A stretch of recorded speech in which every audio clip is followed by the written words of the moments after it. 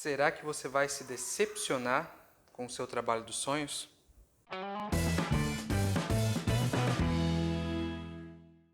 Olá, meu nome é Wagner da Desafio Certo e eu ajudo as pessoas a encontrar, aceitar, para finalmente perseguir seus objetivos de carreira. E o tema de hoje é um pouco complexo, né? Eu acabo de perguntar se você vai se decepcionar com o trabalho dos sonhos. Eu não gosto muito dessa terminologia, trabalho dos sonhos, porque primeiro que ela leva para um lugar fantasioso e meio que inatingível e um pouco místico até. Mas o que eu quero dizer é, será que você vai se decepcionar com um excelente trabalho para você?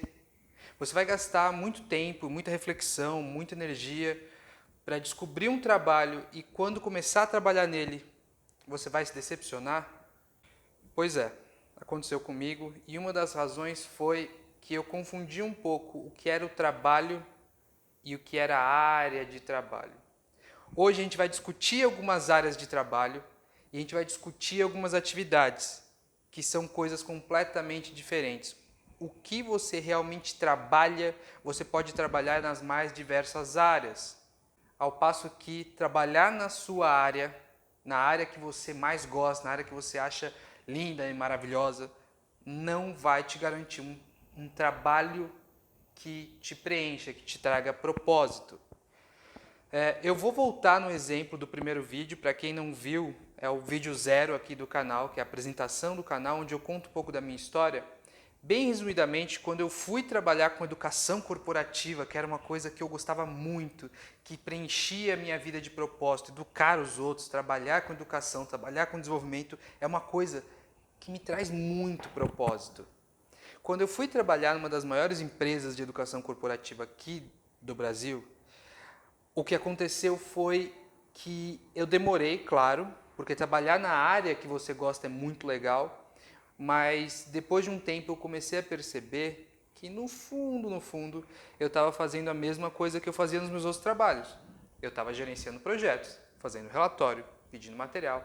Eu estava fazendo uma das atividades que a gente vai discutir aqui hoje, que era a atividade de apoio ou a atividade operacional. Eu não estava na frente, eu não trabalhava com cliente. Eu tinha contato com pessoas, que era uma coisa que eu gostava muito, mas o contato que eu tinha era um pouquinho diretamente com o cliente e também um pouco com os meus colegas. Mas eu não tinha contato com as pessoas que estavam aprendendo. Eu não estava exercendo o que muita gente fala que é o verbo, como achar o seu verbo de trabalho. Na verdade, você tem que achar uma coisa que você gosta de fazer. O verbo, etc. Isso aí a gente pode trabalhar, eu posso fazer um vídeo só sobre isso, se for o desejo aí de vocês, mas no fundo eu não estava educando pessoas, que era o meu verbo, o verbo educar, o verbo desenvolver. Eu não estava melhorando a vida de ninguém diretamente. E aí que está, para mim, a atividade de trabalhar direto com o desenvolvimento, ver o desenvolvimento da pessoa através do meu trabalho direto, não estava sendo preenchido. Então, no fundo, eu me decepcionei com o meu trabalho dos sonhos. Eu trabalhava numa das maiores empresas, eu trabalhava numa empresa que trabalhava diretamente, que era ponta de linha aqui no Brasil de educação para adultos, que era uma coisa que é uma coisa que eu me interesso muito. Eu gosto muito da teoria de educação dos adultos, é um dos meus poucos interesses acadêmicos, é a educação para adultos. E mesmo assim, mesmo com toda essa vanguarda, mesmo com todo esse status, mesmo com todas as pessoas com quem eu trabalhava eram geniais, porque eu estava decepcionado. Simples.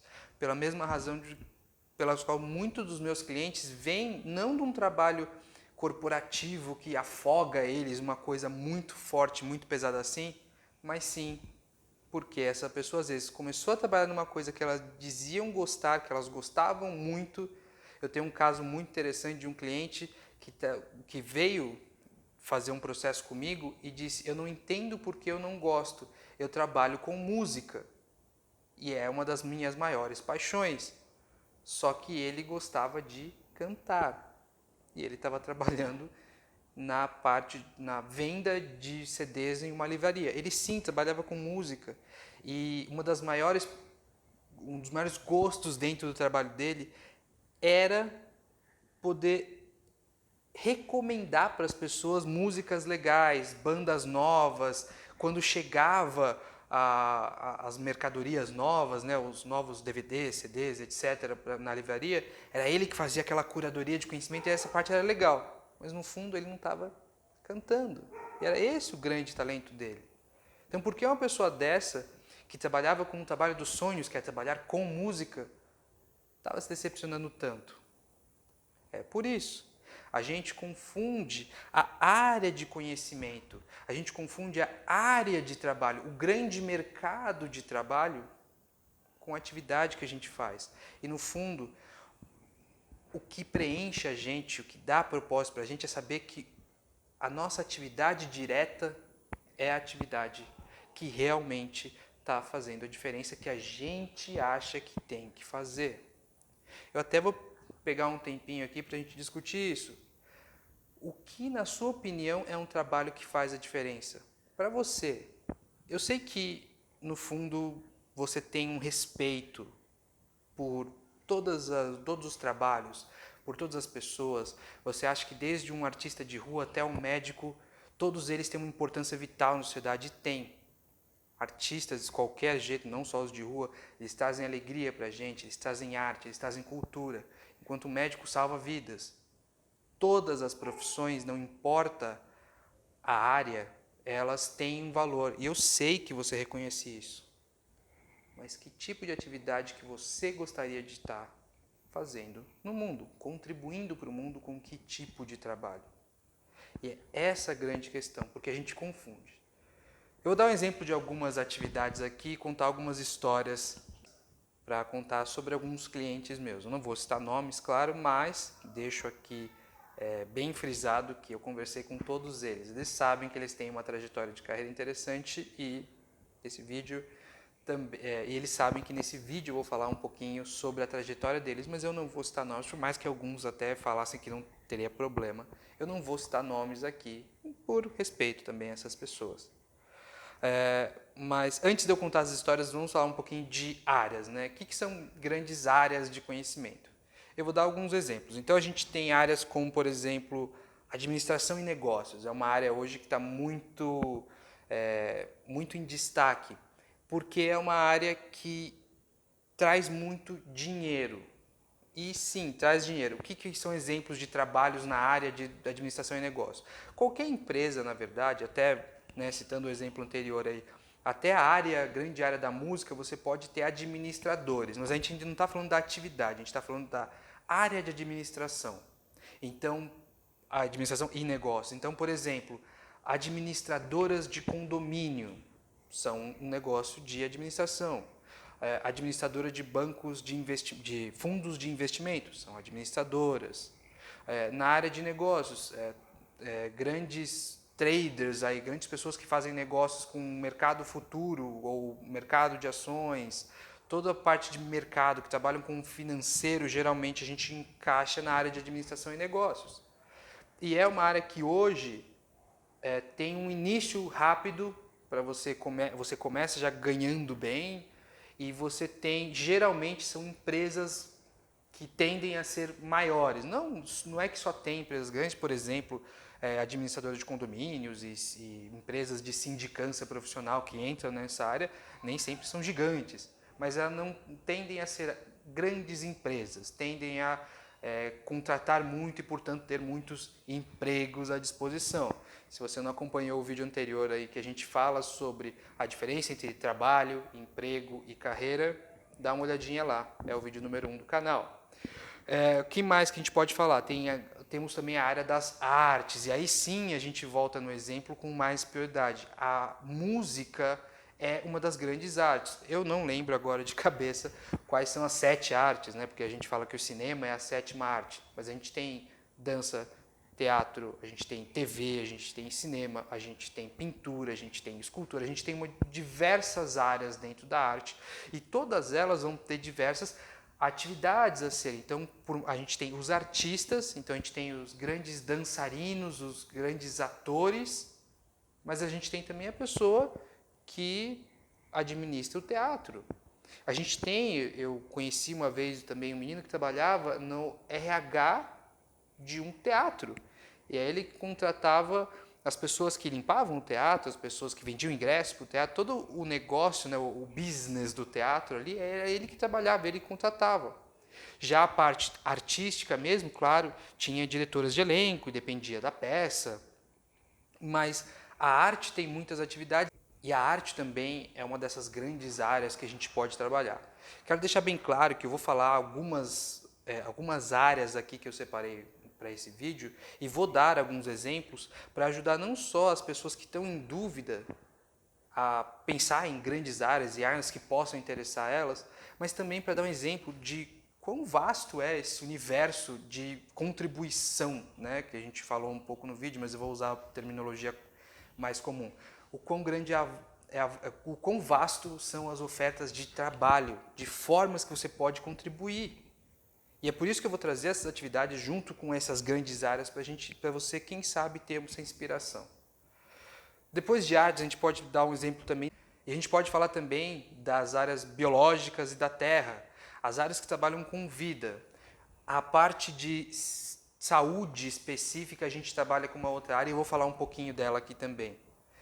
Mas a gente tem, quando a gente fala de biologia e ciências da terra, a gente fala de vida, nas suas mais diversas formas. Claro que existe o trabalho biólogo, a profissão biólogo, mas em geral todo biólogo tem uma profissionalização a mais. Então as pessoas que são botânicos, que vão trabalhar com árvore, tem as pessoas que são zoologistas, vão trabalhar mais com os animais, tem as pessoas que são parasitólogas, vão trabalhar com os parasitas, enfim. A biologia ela é uma área gigantesca. E ciências da terra a gente nem pode começar. O Brasil, apesar, não importa qual seja a sua opinião, mas o Brasil é um país que é muito voltado à agricultura. Então hoje eu tenho também grandes amigos lá que eu conheci na faculdade que trabalham com engenharia florestal. Eu tenho uns amigos que fizeram ciências agropecuárias. A área de agricultura ela vem atraindo jovens para a área porque é uma área gigantesca que está dando bastante dinheiro e que, além disso, te permite um estilo de vida muito diferenciado, que é o estilo de vida rural. Que às vezes as pessoas falam, não, eu quero viver numa grande cidade, todo mundo quer viver numa grande cidade. Não, não é todo mundo. Um dos objetivos desse vídeo é para a gente também sair um pouco dessa nossa bolha de achar que se eu moro numa cidade, eu trabalho com qualquer área, por exemplo, de administração, que é uma área que tem bastante gente, então, portanto, eu acho e isso dá dinheiro, então todo mundo quer. Não, nem todo mundo quer trabalhar no banco, nem todo mundo quer viver em cidade, nem todo mundo quer trabalhar muito, por exemplo. Então, está aí uma dica para as pessoas que trabalham aí 10, 11 horas por dia, tomem cuidado com a saúde de vocês, mas nem todo mundo quer isso. Mesmo que dê mais dinheiro, nem todo mundo acha que o dinheiro é a coisa mais importante. Olha só quanta coisa aí a gente tem. Além disso, a gente tem trabalho com informação e sistemas. É um trabalho que eu tive muito contato na minha infância. Meu pai trabalha com a parte de informática e sistemas, e no caso dele específico, com banco de dados. E é uma área que ela é extremamente técnica e que isso traz algumas ramificações interessantes desse tipo de trabalho. Geralmente é um trabalho em que as pessoas gostam de se aprofundar muito em temas específicos, técnicos, complexos, difíceis e de serem vistos como tal. É uma área onde, por exemplo, nas áreas mais complexas que demandam uma certa arquitetura de sistemas, programação, etc., é uma área até difícil de recrutar. É uma área que hoje não está sofrendo tanto com a crise, porque na verdade tem muita gente querendo contratar e pouca gente especializada num nível suficiente para suprir algumas dessas vagas.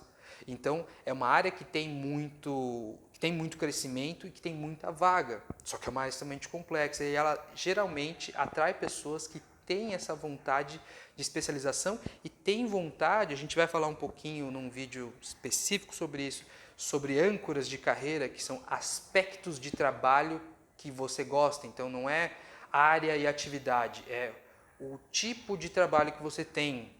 Te permite ser visto como melhor, te permite ser um bom gestor, te permite ter autonomia, te permite ter estabilidade. A gente vai conversar sobre isso num vídeo separado. Mas essa é uma área, a área de informática é uma área que geralmente atrai pessoas que gostam de uma âncora específica que chama técnico funcional, que são pessoas que gostam de ser vistas como as melhores naquilo que elas fazem. São áreas mais complexas e mais técnicas das áreas de informática. Mas que também tem uma gama vasta aí de tipos de trabalho. Então, eu conheço um amigo meu que trabalha com recrutamento dentro dessa área. O meu pai, por exemplo, é gestor nessa área. Tem pessoas que trabalham com gestão de recursos, né, administração dentro de consultorias de informática. Então, toda a parte de informática, sistemas, etc., que eu tenho pouco conhecimento, tá, gente? Tem uma vasta gama de vagas, aí, de tipos de trabalho, que inclusive não necessariamente vão exigir esse conhecimento complexo, técnico, específico de determinadas áreas aí, de programação ou de banco de dados, etc. Não é necessário que você saiba os softwares e saber usar. Por exemplo, se você se você é um bom gestor da área de informática, claro que ajuda muito se você for, mas tem pessoas que vão gerir recursos, então quem vai para onde, que não necessariamente você precisa saber muito daquele tipo de ferramenta. Eu conheci também um gestor que chegou a ser cliente meu, ele era um gestor e tinha uma empresa de tecnologia da informação, que terceirizava a área de TI para a empresa. Então, por exemplo, eu contrataria aqui na Desafio Certo, se desse um problema, é que no caso a minha empresa é muito pequenininha, mas se desse problema no meu computador, eu não precisaria ter um técnico. Eu ligaria para ele disponibilizaria um técnico para mim. Ele não era o cara que mais entendia de informática, de Windows, de tudo, não. Mas ele era um excelente administrador. Ele cuidava, ele sabia gerir os recursos que ele tinha. Então, ele sabia que técnico mandar para onde, de acordo com o tipo de cliente, tal, tal, tal. E ele tinha um sócio que tinha esse conhecimento técnico, que geralmente não era o cara que lidava com as pessoas, porque era um cara mais turrão, mais focado, mais enfim. Então, olha só como a gente tem aí dentro de uma área que é bastante complexa, e eu estou falando de uma área gigante já, mas é uma área que tende a ser muito profunda e pouco criativa, mas como tem também espaço para todo mundo aí, certo? O que mais a gente tem? Além da área de informática e sistemas, a gente tem uma área que está entrando muito... eu não gosto de falar de moda, porque parece que estou diminuindo a área, nada disso, mas uma área que tá ganhando uma popularidade bem legal aí, até porque, por motivos excelentes, porque a área que é a área de estética e bem-estar, se ela está crescendo, quer dizer que as pessoas estão buscando maneiras de não só ficarem mais bonitas, mas de se sentirem melhor, mas também tem uma parte ruim aí que ela está ficando famosa, porque é uma área onde a gente consegue trabalhos informais, né? Então, por exemplo, geralmente quando você contrata aí uma manicure, uma esteticista, não necessariamente ela vai ser empregada de acordo com a CLT, com carteira assinada. Dificilmente um salão faz isso. Então, isso aumenta bastante o trabalho informal, que eu sou contra. Eu acho que é uma solução que tem aí hoje em dia, que vai fazer você não ficar desempregado, mas o ideal seria uma sociedade onde as pessoas trabalhassem todas com um mínimo de estabilidade e segurança. Tá? Bom, mas falando da área de estética e bem-estar, você pode ser, por exemplo, um empreendedor, administrador, então você é o cara que faz qualquer que seja a função estética aí, por exemplo, vamos pegar massagens ou beleza, manicure, pedicure, cabeleireiro. Você pode ser o cara que faz isso, você pode ser o cara que administra o salão.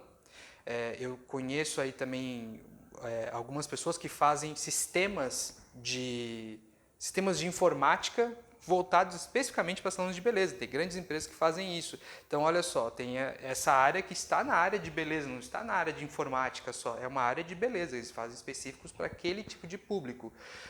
Você tem grandes salões, tem RH, que é um RH diferenciado, porque você não está contratando só pelo currículo da pessoa, você tem que provar que aquela pessoa sabe também. Então, geralmente, quando você vai contratar um cabeleireiro, ele tem que fazer um corte, ele tem que mostrar que ele sabe fazer não só um corte de cabelo, mas, por exemplo, pintar cabelo, fazer alisamento, etc, etc, etc. Um cabeleireiro vai precisar mostrar que sabe fazer tudo isso. Então, é um recrutamento diferenciado, né? Acho que pouca gente para pensar nesse tipo de dificuldade, né, que, por exemplo, o recrutamento e seleção tem nos mais diversos campos. Eu estou trazendo alguns exemplos de recrutamento e seleção porque são os exemplos que eu conheço mais, tá, gente? Mas tem várias outras coisas. Então, a pessoa que administra um salão, ele tem que ser um cara que sabe administrar muito bem pessoas com personalidades muito diferentes, porque a área de estética não atrai um tipo específico. É um pouco diferente da área, por exemplo, de informática, que já tem um estereótipo, né? Eu não estou falando que todo mundo né? Mas a área de informática já traz um estereótipo de pessoas que estão ali para se aprofundar, de pessoas que são mais técnicas. A área de beleza vai ter aquela pessoa extremamente organizada, certinha, que sabe cumprir horário, que gosta de agenda e tal, e vai ter a pessoa que ela gosta de ser mais criativa, mais independente, que são pessoas que geralmente têm personalidades muito diferentes. E você coloca todo mundo para trabalhar junto, não é um desafio fácil. Esse administrador tem que ser um exímio administrador de pessoas e não de recursos. Então, esse é um exemplo aí de tem. Eu também conheci um casal que tinha um salão e eles falavam muito dessa dificuldade, não só da contratação, mas de manter essas pessoas, né? E de fazer a administração desse lugar com a ajuda de pessoas que têm histórias muito diferentes, né? Enfim, esses são alguns exemplos aí da área de bem-estar e de estética aí que a gente tem. Isso quando a gente não está falando também de, por exemplo, né, um dentista que começa a aplicar botox, né? Dermatologistas também fazem isso, não esqueci o que, facial, né? Que está muito em moda também. A área está expandindo até para outras profissões, então é uma área que está muito em crescimento hoje. Tá legal? Além disso, vamos lá, a gente pode falar, por exemplo, de ciências sociais. Eu, pessoalmente, gosto muito de ciências sociais, eu gosto de entender o ser humano, né? Faz parte de estudar o desenvolvimento de uma pessoa, é estudar a história, a antropologia, a geografia. Faz parte isso, uma pessoa que trabalha com qualquer coisa relacionada ao ser humano devia entender um mínimo de filosofia, de história, de geografia. Claro que eu estou falando de história e geografia como matérias bem básicas, né? Mas entender de sociologia, entender do ser humano, entender da sociedade é uma coisa que deveria ser obrigatório para quem trabalha com pessoas. Para você entender um pouco mais o momento que a gente passa hoje, entender um pouco mais por que as pessoas aprendem como aprendem. Não é uma coisa que surgiu, que alguém pensou, pum, Paulo Freire apareceu e mudou. Não, é um processo de evolução social que vem e que envolve a maneira como a gente aprende. E que é diretamente influenciado pela história, por exemplo. Então, dentro de ciências sociais, a gente vai ter vários tipos de profissional. São pessoas bastante subestimadas, na minha opinião, que têm um conhecimento gigantesco, genial, e ninguém dá o devido valor. Toda profissão que, infelizmente, é chamada aí no jargão popular de humanas, eu não acredito em conhecimento separado. Eu acredito que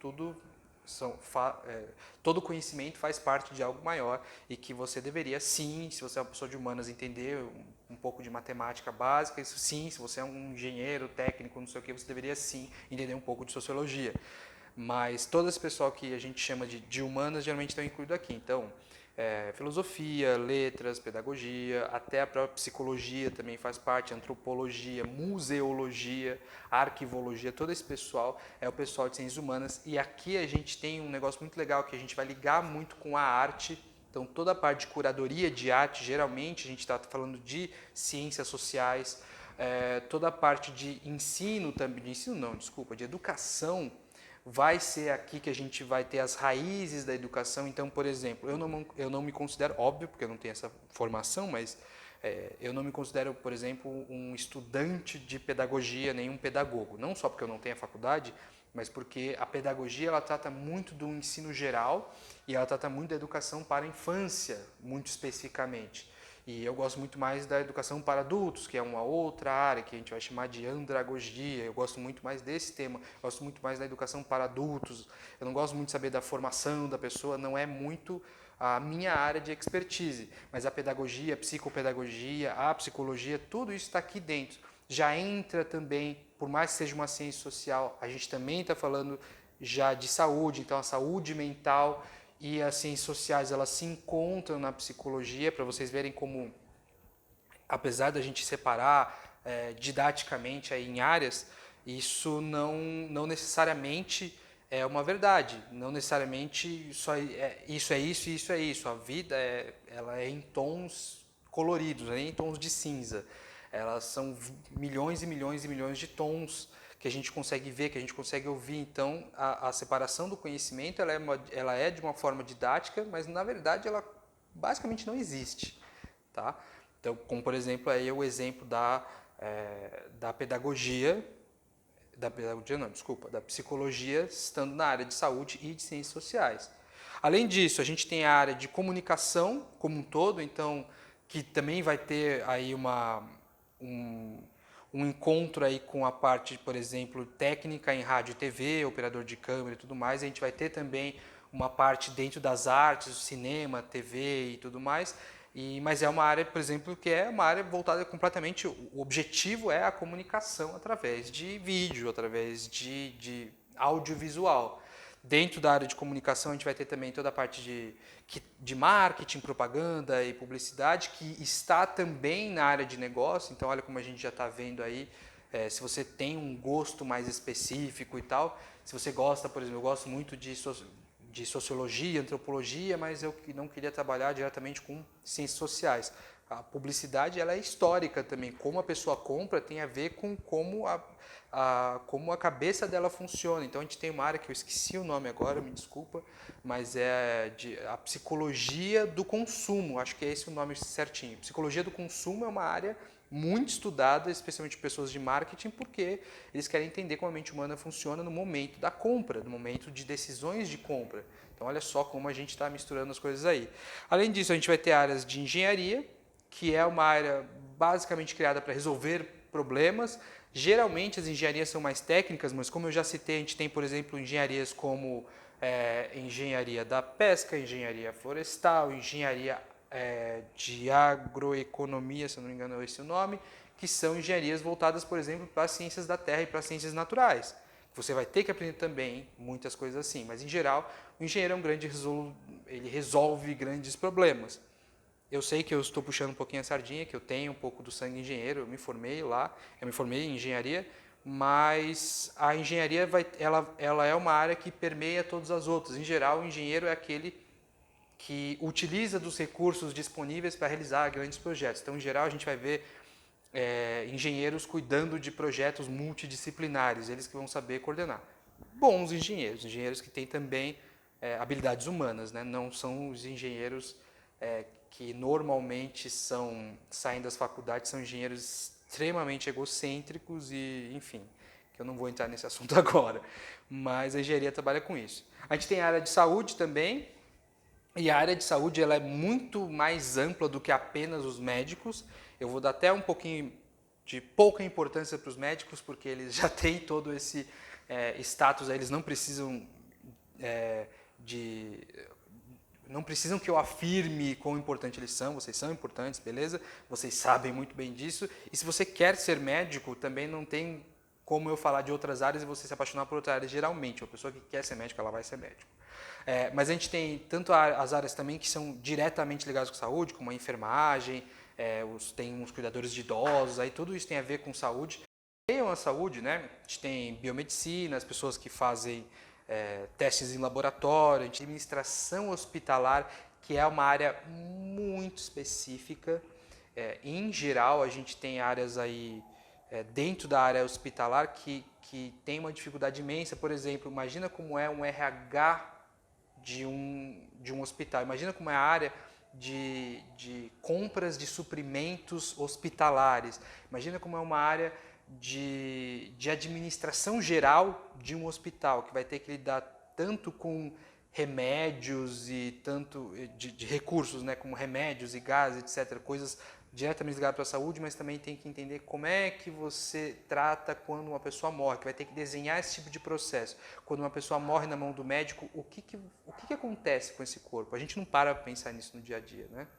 Também a gente vai ter a área de educação, que é uma área que eu gosto bastante também, e a área de educação ela não envolve também só professores. A gente tem uma imensa gama de administradores em todos os níveis de educação, seja de níveis, por exemplo, escolares e universitários, né, que atuam com o ensino com a administração do ensino de maneira direta, mas a gente também vai ter consultores de educação corporativa, a gente vai ter pessoas que fazem treinamentos, que é ações educacionais voltadas para objetivos empresariais para adultos. A gente tem pessoas que atuam na esfera política. Aliás, todas essas profissões vão ter alguém atuando na esfera política, né? Então, por exemplo, as pessoas que trabalham, que são administradores em escola pública, eles vão eventualmente ter que lidar com o sindicato de professores, eles vão ter que lidar com as secretarias de educação, porque elas vão trazer, elas que dão os recursos. Então, olha a grande gama que a gente tem de áreas e a grande gama de atividades que a gente tem. Para eu fechar o assunto, para você entender um pouquinho mais, eu vou falar um pouquinho de atividades, né? Então, eu falei voltando lá no comecinho da minha história, quando eu comecei a trabalhar com educação corporativa, eu simplesmente achei que isso ia me pegar, mas eu estava sendo uma pessoa operacional. Mas vamos ver um pouquinho de os tipos de atividades que a gente pode exercer quase em qualquer área. Então a gente tem gestores.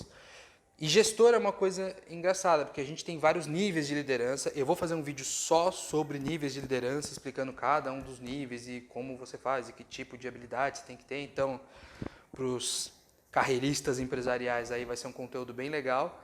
Mas a gente tem, vou separar em poucos tipos de gestor. A gente tem os gestores que tem que ter uma grande habilidade humana, né, que vão ser gestores de pessoas que não são gestoras, né, então gestor de funcionário não líder.